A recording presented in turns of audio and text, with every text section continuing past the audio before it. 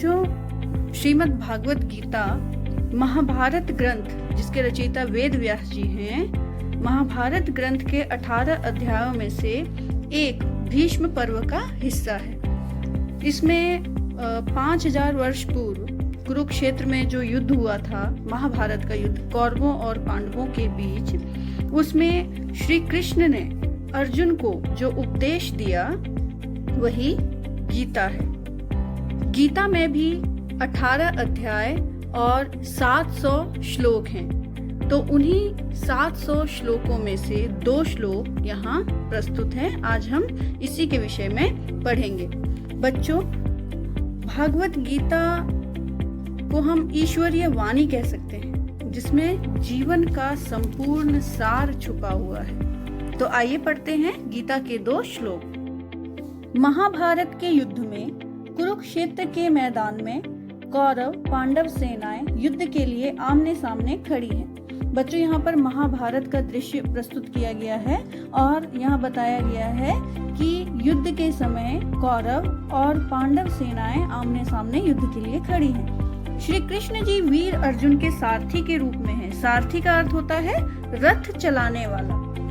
वे अर्जुन के रथ को लेकर शत्रु सेना की स्थिति जानने के लिए एक ऊंचे स्थान पर जाते हैं, जहां से दोनों पक्ष की सेनाएं दिखाई पड़ रही हैं। वो रथ को इसलिए ऊपर लेकर जाते हैं ताकि यह पता चल सके कि विपक्ष में कौन कौन और किस स्थान पर है, कैसी स्थिति है वहां की, यह जान सके। अर्जुन अपने सामने युद्ध के लिए विपक्ष में खड़े अपने सगे संबंधियों को देखकर मोह से घिरकर हताश और व्याकुल हो जाते हैं।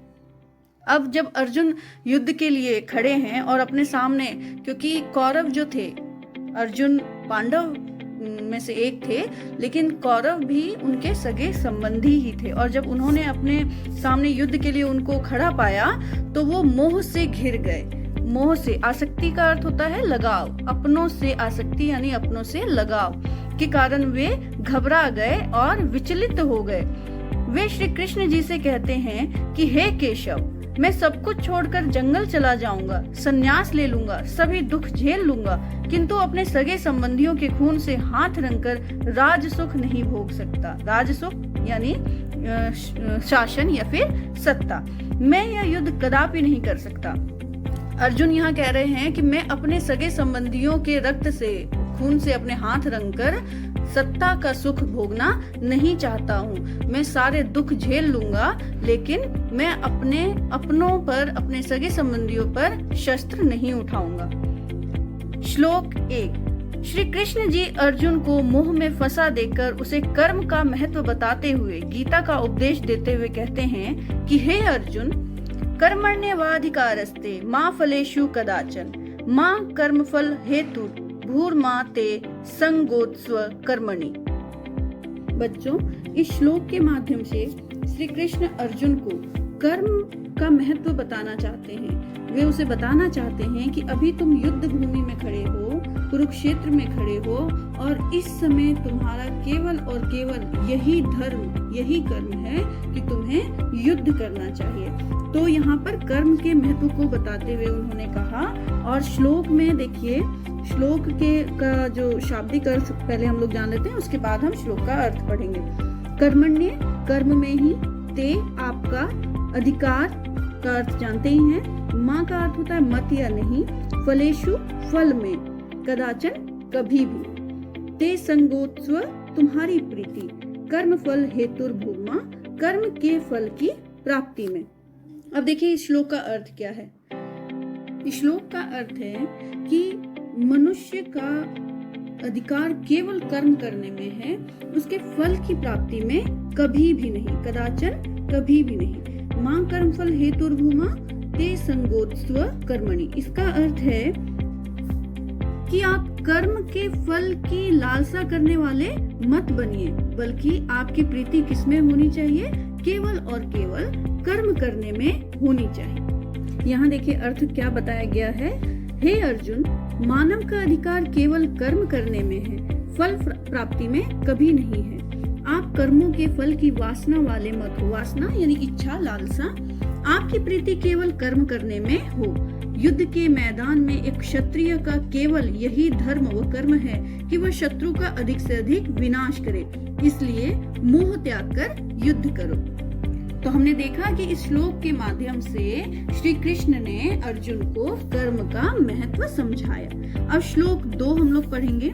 श्री कृष्ण जी अर्जुन का मोह दूर करने के लिए उन्हें आत्मा के शाश्वत का अर्थ होता है सदा रहने वाला जो कभी न मरे, और शरीर के नश्वर का अर्थ होता है निश्चित रूप से नाश होने वाला यानी नाशवान होने का बहुत ही सुंदर व शिक्षाप्रद उदाहरण देते हुए कहते हैं कि वासांसि जीर्णानि यथा विहाय नवानि गृह्णाति नरोपराणि तथा शरीरानि विहाय जीर्णान्यानि संयाति नवानि देहि। यहाँ शब्दों का अर्थ देख लेते हैं। वासांसि वस्त्र, जीर्णानि फटे पुराने, यथा जिस प्रकार, विहाय उतार कर, नवानि नए, गृह्णाति ग्रहण करना, नरोपराणि मनुष्य व कोई भी प्राणी यानी मनुष्य और दूसरा कोई भी प्राणी तथा उसी प्रकार का प्राणी, संयाति धारण करना, देही जीवात्मा।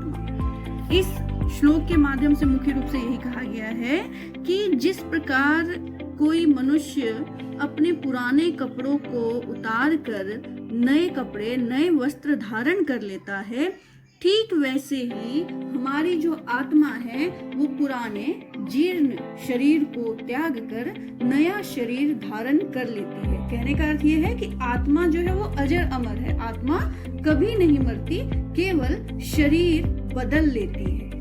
अब इसका अर्थ यहाँ क्या लिखा है? श्री कृष्ण जी कहते हैं, हे अर्जुन, जिस प्रकार कोई व्यक्ति अपने फटे पुराने वस्त्रों को उतार कर नए वस्त्र धारण कर लेता है, उसी प्रकार यह आत्मा, सदा रहने वाली आत्मा, इस पुराने शरीर को, नाशवान शरीर को छोड़कर नया शरीर धारण कर लेती है। आत्मा का शरीर से मिलन जन्म और पृथक होना मृत्यु है। पृथक होना यानी अलग होना। अतः आपका मोह करना उचित नहीं है। आप अपने क्षत्रिय धर्म का पालन करें, अपने शत्रु का अधिक से अधिक विनाश करें। यही क्षत्रिय का युद्ध के मैदान में धर्म व कर्म है। तो बच्चों, देखा आपने पहले श्लोक के माध्यम से यह बताया गया है कि मनुष्य का जो भी कर्तव्य है उसे पूर्ण रूप से निभाना चाहिए। अपने कर्तव्य को फल की चिंता किए बगैर करते रहना चाहिए। और दूसरे श्लोक में ये बताया गया है कि आत्मा जो है वो अजर अमर होती है, वो कभी नहीं मरती।